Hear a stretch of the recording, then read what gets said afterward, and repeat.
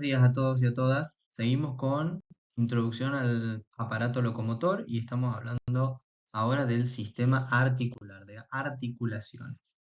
¿Cómo podemos definir a las articulaciones? Vamos a hablar de unión entre dos estructuras óseas, entre dos huesos. También podemos decir unión entre dos o más huesos, porque muchas veces vamos a hablar de complejos articulares. Es decir, vamos a hablar de, por ejemplo, el codo y cuando nos metamos de lleno a estudiar cómo se conforma esta articulación, vamos a ver que no son solo dos huesos contractando, son diversas conexiones entre tres huesos que van a formar el complejo articular del codo. Por eso podemos definirlo de esta manera. ¿Sí? Vamos a ver que hay diferentes tipos, estructural y funcionalmente se pueden clasificar en distintas categorías. Muchas veces van a tener ligamentos que van a permitir realizar frenos en los movimientos, estabilizar la articulación. Y dependiendo la forma de esta articulación, cómo son las estructuras de los huesos que contactan entre sí, van a permitir un tipo de movimiento particular. Por eso el codo realiza un tipo de movimiento que el hombro no necesariamente realiza exactamente los mismos. ¿Sí? Así pasa con cada una de las conexiones en nuestro cuerpo. Si nosotros lo correlacionamos con la biomecánica, podemos decir que dentro de nuestro aparato locomotor son los encargados de funcionar como unión y como apoyo entre estructuras con mucho, poco o sin posibilidad de movimiento. Van a funcionar como las palancas, ¿sí? Dentro de nuestra estructura mecánica. Y tenemos que saber, a modo de introducción, que muchas articulaciones se las denomina por los huesos que la componen. Por ejemplo, entre el hueso húmero del esqueleto del brazo y el hueso cúbito, del parte del esqueleto del antebrazo, la articulación se llama húmero cubital. Entre el húmero y el radio, húmero radial. Y entre radio y cúbito, radio cubital. ¿Sí? Bueno, clasificación. Las vamos a clasificar a nivel estructural y por el movimiento que permiten. Vamos a describir primero cómo son los nombres y luego que hagamos este detalle vamos a meternos de lleno en la explicación de cada uno. La clasificación que vamos a tener que recordar es articulaciones sin artrosis, articulaciones anfiartrosis, ya sea verdaderas o diartro-anfiartrosis, y las diartrosis. ¿Cuáles son las características de estas? Bueno, a nivel estructural, las sinartrosis son de carácter fibroso. A nivel estructural, las anfiartrosis son de carácter cartilaginoso y a nivel estructural las diartrosis son sinoviales. Y a nivel de la cantidad de movimiento, los grados de libertad de movimiento, las sinartrosis no tienen movimiento o son las que menos movimiento tienen, prácticamente imperceptible. Las anfiartrosis son semimóviles, tienen un mayor grado de movimiento que las sinartrosis, pero las realmente móviles, las que tienen mucho movimiento, son las diartrosis, las sinoviales. Vamos a ver un poco más detalles de cada una de estas estructuras y sus posibilidades de movimiento. Bueno, acá tenemos los tres tipos de articulaciones en relación a el tejido a nivel estructural, cómo se conforma. Las primeras son las sinoviales. Como podemos ver, tenemos a cada lado un componente óseo, ¿sí? Ahí está marcado como bone.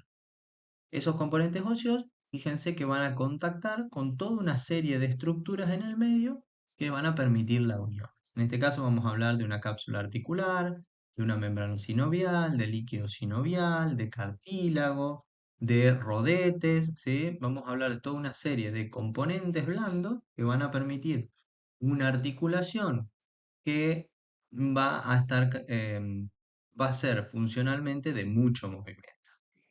Si vamos a la figura B, vamos a ver que las estructuras óseas contactan también, pero de una manera diferente. ¿Qué tienen en el medio? Un tejido conectivo fibroso. Este tejido conectivo fibroso tiene la característica de estar formado por fibras de colágeno tipo 1, ¿sí? Que tienen o que permiten una articulación muy densa, muy rígida, ¿sí? Una estructura mucho más ordenada y que va a ser muy, muy resistente esa unión a cualquier tipo de deformación, principalmente a las fuerzas de tracción. Por eso estas articulaciones fibrosas se caracterizan por no tener movimiento. Y luego tenemos una tercera figura que es la fibrocartilaginosa, ¿sí? Que ahí está marcado como cartílago. La diferencia a nivel histológico es que, bueno, sus células son diferentes, son condrocitos, estas no tienen irrigación sanguínea, y es una unión de, bueno, fibras de colágeno tipo 2 que es un poco más flexible que la conexión fibrosa, ¿sí? El cartílago permite un poco más de movimiento y por eso estas articulaciones son semimóviles. Bueno, vamos con algunos ejemplos de articulación sin artrosis, ¿sí? Fíjense, las sin artrosis, bueno, se me fue la figurita, tenemos las suturas del cráneo, ¿sí? Por ejemplo, ahí estarían nombradas la coronal, la sagital, la lambdoidea, ya lo veremos en la clase de cabeza. La articulación sin desmosis, ¿sí? Que están uniendo ahí las estructuras óseas de la pierna, por ejemplo, entre tibia y peroné, o también entre radio y cúbito en el antebrazo. Y gónfosis, que son las articulaciones entre los dientes y los huesos maxilares, superior e inferior. Son articulaciones que no tienen movimiento y son estructuralmente fibrosas. En segundo lugar tenemos las anfiartrosis, que son semimóviles. Estructuralmente son cartilaginosas, ¿sí? Y acá teníamos dos tipos, las verdaderas y las diartroanfiartrosis. Las verdaderas, fíjense, son dos caras articulares planas o ligeramente onduladas y tienen cartílago sobre dichas caras. Este tejido fibrocartilaginoso está adherido a la superficie articular. Puede ser que tengan ligamentos periféricos fuera de la articulación. Por ejemplo, las articulaciones entre las vértebras, ¿sí? Entre ellas. Y luego las diartroanfiartrosis, ¿sí? Tenemos la diferencia particular con una anfiartrosis que su disco fibrocartilaginoso es discontinuo, tiene una hendidura central, ¿sí? Por ejemplo, acá se muestra la articulación entre los huesos púbicos, la sínfisis del púbix, que tiene un cartílago de zona media. También la articulación sacroilíaca o la articulación entre la primera parte y la segunda del esternón, que es el manubrio y el cuerpo del esternón, ¿sí? Esos son ejemplos de diartroanfiartrosis eh, que podríamos recordar. Bueno, y llegamos a la última clasificación que son las diartrosis. Son articulaciones móviles, ¿sí? ¿Cuáles son las características? Bueno, tiene una cápsula articular fibrosa, ¿sí? Que va a envolver a estas dos estructuras y a una serie de tejidos blandos de cada superficie ósea está cubierta por cartílago hialino. Además, posee una membrana sinovial que permite la fabricación y liberación de líquido sinovial. Este líquido, ¿sí? Tiene una función, por supuesto, lubricante para evitar el desgaste. Entonces, una función lubricante, protectora y movilizante. Y también tiene una función inmunológica. Otras estructuras que vamos a encontrar son, por ejemplo, meniscos o rodetes, ¿sí? O sea, tienen un almohadón en el medio continuo o un anillo o reborde, eso es un rodete, que están formados por fibrocartílago y que también permiten una mejor conexión. Y también vamos a encontrar ligamentos, esos refuerzos, esos frenos estabilizadores que pueden estar dentro de la cápsula articular o fuera de la cápsula articular. Lo que vamos a hacer ahora es ver que dentro de las diartrosis existe toda una gama de categorías en función de cómo está formada o cómo son las características óseas de los huesos que conforman esta articulación. El primer grupo que vamos a ver son probablemente las que más nos gusten, que son las enartrosis o esféricas, o también llamadas de cavidad y esfera. Son, si nosotros vemos las imágenes, superficies articulares que están formadas por un lado cóncavo, ¿sí? Excavado y un lado convexo. Como aquí se puede ver, por ejemplo, el lado cóncavo es la cavidad glenoidea de la escápula y el lado convexo es la cabeza del húmero.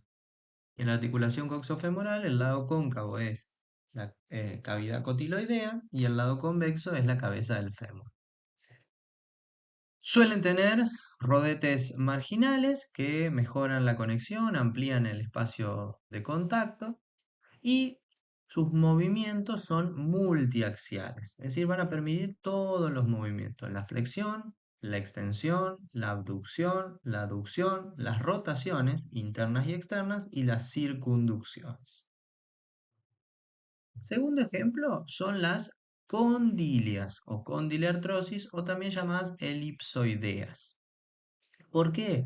Porque sus superficies articulares son parecidas a las que veíamos antes, pero son más alargadas y un poco cóncavas, ¿sí? Son cóndilos. Un cóndilo que se inserta en una superficie cóncava, de la misma forma. Suelen tener fibrocartílago o menisco. Y acá vamos a ver algunos ejemplos. En las imágenes se pueden ver un poco mejor. La húmero radial, ¿sí? O sea, el cóndilo del húmero que contacta con la cabeza del radio, ¿sí? La fosita del radio. También podríamos ver la articulación entre el radio y la primera fila de los carpianos, ¿sí? Que es la radiocarpiana. Ahí se forma una articulación condilia. Y también la que se forma en los huesos de la mano, los huesos metacarpos con las falanges, que son los huesos de la palma y el dorso con los huesos de los dedos, ¿sí? Y lo mismo sucede en el pie, las metatarsofalángicas. Estos son ejemplos de diartrosis elipsoideas. Cuando hablamos de trocleartrosis o bisagra, acá nos vamos a acordar mucho más fáciles. Las superficies articulares son dos carillas separadas por una cresta y una polea, que es lo que llamamos tróclea. Y básicamente permiten movimientos de flexión y de extensión. Nos vamos a acordar fácilmente porque hablamos de la articulación húmero-cavital en el complejo del codo y de la femorotibial en el complejo de la rodilla. Si bien estructuralmente la rodilla tiene dos cóndilos y las caras articulares de la tibia, que es la que contacta la femorotibial, son superficies que reciben estos cóndilos, los platillos tibiales, y hablaríamos de una articulación bicondilia, ¿sí? Dos cóndilos que contactan con dos superficies que los reciben. Funcionalmente, la articulación o el complejo de la rodilla es una tróclea, ¿sí? Y los movimientos que se permiten son la flexión y la extensión. Luego tenemos articulaciones artrodias o planas, ¿sí? Las superficies articulares son aplanadas. Vamos a encontrar diferentes ejemplos, como la que se forma entre el acromión y la clavícula, ¿sí? O entre las apófisis articulares de las vértebras, o entre tibia y peroné, o entre el cartílago costal y el esternón, ¿sí? O entre atlas y axis, atloidoaxoidea, la primera y la segunda vértebra cervical, o entre astrálago y calcáneo, ¿sí? Que son los primeros huesos que vamos a estudiar cuando veamos el pie, ¿sí? Bueno, los movimientos son deslizamientos en diferentes ejes. Muy bien. Encaje recíproco o silla de montar. Las superficies articulares son cóncavas, ¿sí? Que se unen con sus correspondientes convexas, pero en sentido inverso, ¿sí? Fíjense que ahí se muestra bien cómo sería el dibujo, ¿no? En este caso se sube como a un caballo, por eso se llama en silla de montar. Y tenemos el ejemplo de la carpo-metacarpiana del pulgar, y por eso permite todos los movimientos específicos del pulgar. Vamos a hablar de la calcáneo-cuboidea, que es bueno, la articulación entre el hueso calcáneo y el hueso cuboides. Y también vamos a hablar de la articulación entre esternón, bueno, cartílago costal y clavícula, primer cartílago costal y clavícula, que forman una articulación en silla de Mott, ¿sí? Bueno, y la articulación última que nos queda ver dentro de las diartrosis son las trocoides o pivot. En este caso, las superficies articulares están formadas por un cilindro o un segmento de una forma similar y una carilla levemente cóncava. Y acá vamos a ver dos ejemplos claves. La radio cubital superior e inferior, ¿sí? Que es la que permite, la que va a dar posibilidad de movimiento de la pronosupinación. La tloido-adontoidea, ¿sí? Es decir, entre la primera vértebra cervical, C1 atlas, y el diente del axis o apófisis odontoides, y las vértebras lumbares entre sí, ¿sí? Bueno, y los movimientos son uniaxiales, van a permitir rotación, pronación y supinación. Una última categoría que no deberíamos olvidarnos son las articulaciones tipo cisarcosis. ¿Qué característica tienen estas articulaciones que no entraban dentro del cuadro anterior que veíamos al principio? Bueno, porque esta articulación está formada solo por partes blandas, es decir, se conectan huesos, pero no directamente entre sí, con las características que veíamos, sino a través de tejidos más blandos, ¿sí? Las cuales van a permitir solo un movimiento de deslizamiento. Muchas veces se la llama en la bibliografía como articulaciones falsas. Y acá vamos a ver dos ejemplos. Una es la escapulotorácica, es decir, cómo la escápula se conecta a la parrilla costal en la parte posterior del tórax, ¿sí? Donde va a haber en el medio la conjunción del músculo subescapular y el serrato mayor. Y vamos a ver, por ejemplo, como se ve en la imagen de abajo, la articulación subdeltoidea. ¿Sí? Allí vamos a ver que con el número 1 está el músculo deltoides, ¿sí? Con el músculo 3 el supraespinoso, y con el en el número 7 se ve una bursa, es como una pequeña almohadilla que posee y que permite que se genere deslizamiento, ¿sí? Entre estos dos músculos y el movimiento correcto, por ejemplo, de abducción del hombro o de flexión del hombro, ¿sí? Estos son son articulaciones que se deslizan por planos musculares interpuestos en el medio. Articulaciones cisarcóticas. Y acá finalmente les dejo un cuadro de una bibliografía para que tengan todo, digamos, en el mismo lugar y puedan facilitar el estudio de las articulaciones. ¿Sí? Tema muy importante y muy solicitado en los exámenes, así que por favor no lo dejen de lado. Mando un gran saludo.